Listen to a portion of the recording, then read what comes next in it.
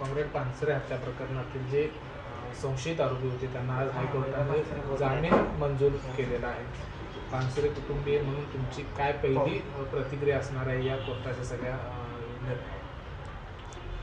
ज्यावेळी या आरोपींनी उच्च न्यायालयामध्ये बेलसाठी अर्ज केला आणि ते गेले तेव्हा आम्ही कुटुंबाच्या वतीने एक इंटरव्हेन्शन दाखल केलं होतं आणि आम्ही पण त्याचा एक भाग होतो.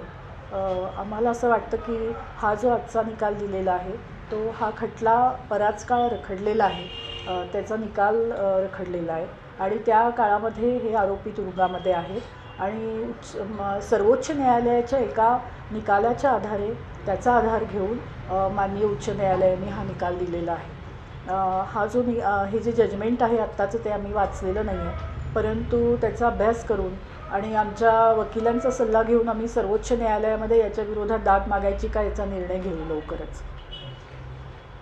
पण बराच काळ संशयित जे आहेत ते कोठडीत आहेत, हे कारण कोर्टानं दिलेलं आहे, ते योग्य वाटतं का तुम्हाला? म्हणजे खरं तर आमच्या इंटरव्हेन्शनमध्ये आणि आमच्या कुटुंबाच्या वकिलांनी उच्च न्यायालयामध्ये जेव्हा या बेलबाबत खटला सुनावणी चालू होती तेव्हा वेळोवेळी आमचं मतसुद्धा व्यक्त केलं होतं. एकतर डॉक्टर नरेंद्र दाभोलकरांच्या खटल्यामध्ये जो निकाल झाला त्या निकालामध्ये स्पष्ट असं म्हटलेलं आहे की हे जे 4 खून झालेले आहेत ते खून एक स्वतंत्र घटना नाही आहेत, ते सर्व खून एकमेकांशी जोडलेले आहेत. कारण आरोपी जवळजवळ कॉमन आहेत, शस्त्र कॉमन आहेत आणि तो प्लॅन करणारे सगळे जे लोक आहेत त्यांचा एक ग्रुप आहे, एक वैचारिक त्यांचं अधिष्ठान आहे आणि ह्या आधारे यांनी हे खून केलेले आहेत. आणि त्या खटल्यामध्ये स्पष्टपणे निकालामध्ये असं म्हटलेलं आहे की जे कोणी सूत्रधार आहेत ते हे ज्यांना शिक्षा झाली या दोघांना शूटर्सना त्याच्या व्यतिरिक्त इतर लोक आहेत आणि त्याच्या विरोधात पुरावे आणले नाहीत म्हणून खरं तर ते इतर बाकीचे 3 जण सुटले त्या खटल्यात.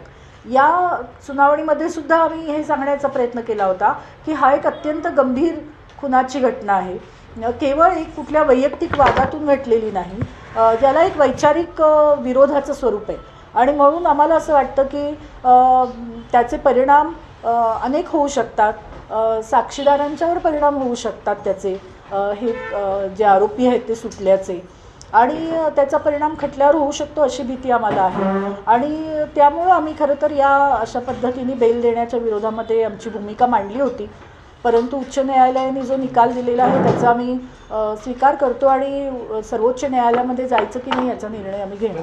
सगळ्या तपास यंत्रणा यामध्ये कुठेतरी अपयशी ठरल्या असं म्हणायचं का? वारंवार तपास अधिकारी बदलू नये अशी एक तुमची वारंवार हे असायची. तपास अधिकारी वारंवार बदलल्यामुळं कुठेतरी ही वेळ येते असं वाटतंय का? ठोस पुरावे सादर करता आले नाही तपास यंत्रणेला? खुनाची घटना घडल्यापासूनच खरं तर या तपासाला दिशा नव्हती सुरुवातीला. आपल्याला सगळ्यांना माहिती आहे अनेक काळ अनेक ठिकाणी संघर्ष केले, लोक सर्व जनता रस्त्यावर उतरली, पक्ष उतरले आणि त्याच्यामधून खरं तर त्याला थोडासा काहीतरी एक वेग मिळाला. त्याच्यापेक्षा सुद्धा महत्त्वाचं उच्च न्यायालयामध्ये जेव्हा आम्ही अशी मागणी केली होती की या संपूर्ण खटल्याच्या तपासावर उच्च न्यायालयाने देखरेख करावी आणि त्याप्रमाणे गेले 9-9.5 वर्ष उच्च न्यायालय या खटल्यावर देखरेख करत होतं, परंतु काही दिवसांपूर्वीच माननीय उच्च न्यायालयाने हे देखरेखीची याचिका आहे ती रद्द केलेली आहे आणि आता ट्रायल कोर्टामध्ये म्हणजे जिल्हा सत्र न्यायालयामध्ये नियमित सुनावणी त्याची चालू आहे. न्यायालयाने असंही म्हटलं आहे परवा की सत्र न्यायालयाने नियमितपणे तारखा घेऊन सुनावणी करून हा खटला लवकरात लवकर निकाली लावावा अशी अपेक्षा उच्च न्यायालयाने व्यक्त केली आहे आणि आम्हाला असं वाटतं की त्या पद्धतीने होईल आणि नियमितपणे होऊन याचा लवकर निकाल लागेल अशी आमची अपेक्षा. कुठे हा खटला खूप रेंगाळत ठेवायचा आणि मग अशा पद्धतीचा आता 10 वर्ष 20 फेब्रुवारीला कॉम्रेड पानसरे जाऊन 10 वर्ष पूर्ण होत आहेत आणि मला असं वाटतं की संपूर्ण महाराष्ट्राला आणि देशातल्या अनेक संवेदनशील लोकांना हे माहिती आहे की हा खटला किती काळ रखडलेला आहे. सुरुवातीपासून अनेक वेळा छोट्या छोट्या गोष्टींसाठी संघर्ष करावे लागलेले आहेत. उच्च न्यायालयाने सांगून सुद्धा तपास अधिकारी बदलले गेले. त्याच्यानंतर अनेक वेळा असं झालं की आम्हाला SIT बद्दल असमाधान झालं त्यांच्या तपासाबद्दल, कारण मुख्य आरोपी फरार आहेत आणि ते पकडले गेले नाहीत. त्याच्यामुळं आम्हाला पुन्हा हा तपास यंत्रणा बदलावी लागली आणि SIT कडून ATS कडे आम्ही तपास मागून घेतला. त्यामुळे या सगळ्या गोष्टी कराव्या लागलेल्या आहेत. राजकीय इच्छाशक्ती असेल तर निकाल लागतात. आपण बघतो अनेक खुनांच्या घटनांचे निकाल लागलेले आहेत, परंतु या केसमध्ये दुर्दैवाने तसं झालेलं नाही. अजूनसुद्धा शासनाला आमची विनंती अशीच आहे की याच्या तपास यंत्रणेमध्ये लक्ष घालून, या प्रक्रियेमध्ये लक्ष घालून गुन्हेगारांना ताबडतोब पकडण्यात यावं. जे फरार आहेत दोघंजणं, त्याचे सूत्रधार सापडलेले नाही आहेत. या बाबतीत शासनाची ही खरंच जबाबदारी आहे की त्यांनी या तपास यंत्रणेला एक ज्याला आपण म्हणतो लॉजिकल एंडपर्यंत नेण्यासाठी भाग पाडावा. आज एका बाजूला डिस्ट्रिक्ट कोर्टात रेग्युलर सुनावणी पानसरे खटल्यासंदर्भात सुरू होती, मात्र दुसरीकडे उच्च न्यायालयानं प्रमुख संशयित आरोपांचे जामीन अर्ज मंजूर केलेले आहेत, त्यांना जामीन दिले. बरोबर आहे. आज या केसमध्ये फिर्यादीची साक्ष चालू झालेली मागच्या तारखेपासून सरतपास पूर्ण झालेला होता. आरोपींच्या वकिलांचा उलट तपास चालू आहे. आज सुद्धा तो पूर्ण झालेला नाही. त्याची पुढची तारीख 12 नेमलेली आहे. आत्ताच आम्हाला सुद्धा माहिती मिळाली की त्यापैकी 6 आरोपींचा नामदार उच्च न्यायालय मुंबई येथे जामीन मंजूर झालेला आहे. अद्याप आमच्याकडे त्या आदेशाची प्रत मिळालेली नाही. त्या आदेशाची प्रत मिळाल्यानंतर पुढं काय करायचं त्या ऑर्डरच्या बाबत त्याबद्दल वरिष्ठ अशी पोलीस अधिकारी असतील किंवा आमचे मुंबई हायकोर्टचे कोण वकील आहे, विशेष सरकारी वकील, त्यांनी काम चालवले, त्यांच्याबरोबर चर्चा करून त्याबद्दल पुढील निर्णय त्याबद्दल घेण्यात येईल. संशयित आरोपींना जास्त वेळ जेलमध्ये ठेवता येणार नाही असं कारण दिलंय जामीन देताना. एका बाजूला ही डिस्ट्रिक्ट कोर्टात रेग्युलर सुनावणी सुरू असताना अशा पद्धतीचं कारण देण्यात आलं. योग्य वाटतं काही कारण योग्य वाटतं न वाटतं याच्यापेक्षा मागच्या वेळा जेव्हा ऑर्डर झाली होती मागच्या तारखेला दुसऱ्या एका पिटिशन मध्ये, त्यावेळी कोर्टाने मेहरबान उच्च न्यायालयाने असं सांगितले डे टू डे हिअरिंग या केसमध्ये घेऊन लवकरात लवकर सुनावणी पूर्ण करावी. हा एक वेगळा विषय होता. तथापि हा जामिनाचा विषय हा एक वेगळा होता. त्यामध्ये कालावधीचा काही उल्लेख झालेला आहे असं आम्हाला समजतं की जास्त कालावधी त्यांचा हात गेलेला आहे, कारण निश्चित अजून आपल्याला त्या ऑर्डर हातात मिळाल्याशिवाय, ती पूर्ण वाचल्याशिवाय याच्याबद्दल काही आता भाष्य करता येणार नाही. सर आपलं नाव? ऍडव्होकेट शिवाजीराव राणे, सहाय्यक विशेष सरकारी वकील. आज ऍक्च्युअली 7 जामीन अर्ज होते, त्यातले 6 जामीन अर्ज आज उच्च न्यायालयाने त्याच्यात जामीन दिलेला आहे.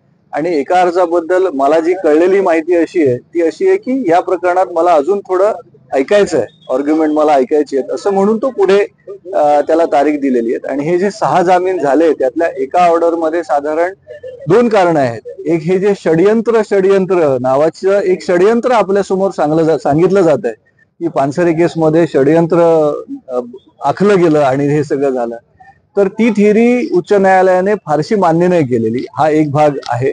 अर्थात मी पुन्हा एकदा कोल्हापूरकरांना हे विचारू इच्छितो, सांगू इच्छितो महाराष्ट्राला की नक्की हे षडयंत्र काय आहे हे तरी एकदा लोकांना कळू दे. एक रस्ता होता, त्याच्यावरून 2 जण चाललेले, त्या 2 जणांनी गोळ्या घातल्या असं यांचं म्हणणं. त्या 2 पैकी एक हे म्हणाले 2015 मध्ये की समीर गायकवाड होता, आणि पुढच्या वर्षी ते म्हणतात की नाही, ते 2 जण जे गाडीवरचे होते ते सारंग अकोलकर आणि विनय पवार होते. असंही हे म्हणत नाहीत की गाडीवर टेबल शीट माणसं होती.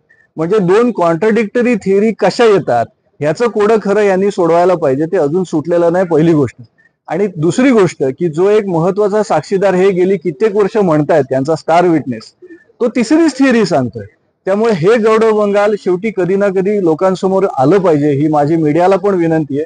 आणि आज त्यातला एक महत्वाचा भाग झालेला आहे असं मी मानतो की उच्च न्यायालयाने ते षडयंत्र प्रायमा फेसे योग्य वाटत नाही आणि इतक्या वर्षांनंतर हा साक्षीदार कसं सांगतो असे महत्वाचे प्रश्न उपस्थित करत. आणि शिवाय 2018 मध्ये झालेल्या अटका होत्या, आपल्याला आठवत असेल की पोलीस SIT हायकोर्टात गेलेली, चार्जशीट दाखल केल्यानंतर की केस चालवू नका.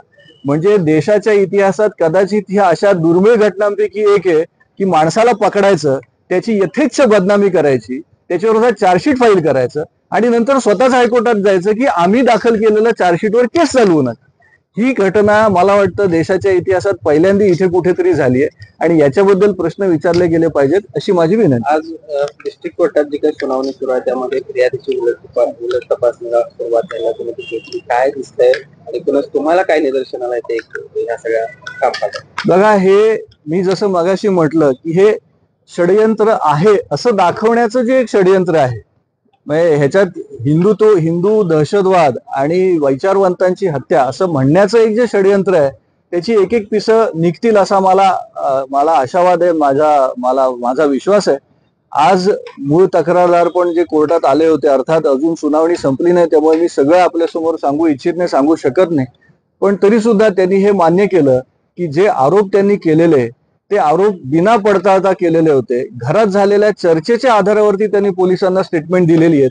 300 वकिलांची वकीलपत्र दाखल केलेली असताना सुद्धा काही सामान्य गोष्टी पडताळायला पाहिजे होत्या त्या त्यांनी पडताळल्या नाहीत. आणि हे जर मला आधी माहीत असतं तर मी असं म्हणालो नसतो, हे त्यांनी मान्य केलेलं आहे. त्यामुळे अशा स्वरूपाच्या घटना कोर्टात होत आहेत. ज्या पद्धतीने म्हणजे आरोपींच्या अटका होत होत्या तेव्हा जेवढं ह्या केसला मीडियामध्ये दाखवलं गेलं, कदाचित ह्या साक्षीदारांबद्दल काय होतंय हेही तितक्याच महत्वाने दाखवलं गेलं पाहिजे असं एक मला वाटतं.